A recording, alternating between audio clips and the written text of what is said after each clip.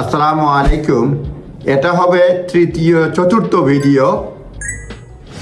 British nationality কিভাবে acquire করতে হয়, রেজিস্ট্রেশন করতে হয় সেটা বলবো। বর্ন আউটসাইড ইউকে বিফোর 1983 পূর্বে ব্রিটেনের বাইরে জন্ম নিলে আপনি কিভাবে রেজিস্ট্রেশন করবেন, আপনি এন্টাইটেল কিনা সেটাই বলছি। যদি দেখা যায় your mother was a British citizen rather than your father, mother যদি হন এবং অথবা ফাদার যদি হন কিন্তু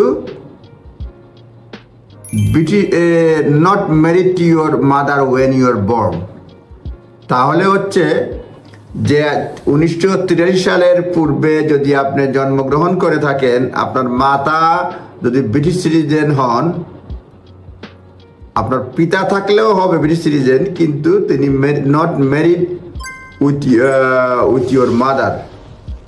ইন আইদার কেস ফাদার কিংবা মাদার ব্রিটিশ সিটিজেন হতে হবে, কলোনি অথবা ইউনাইটেড কিংডম অথবা colonies, and must have been born or adopted in the UK, given citizenship own রাইটে পাইছেন অথবা ক্রাউন সার্ভিসে কাজ করলে সিটিজেনশিপ পাইছেন, তাহলে রেজিস্ট্রেশন করতে পারবেন। 23 সালের পূর্বে কেউ যদি 83 পূর্বে মাদার অ্যাপ্লাইড, মাদার যদি থাকেন ব্রিটিশ সিটিজেন, ফাদার সিটিজেন থাকলে হবে কিন্তু মাদার সঙ্গে বিবাহিত হলে হবে না।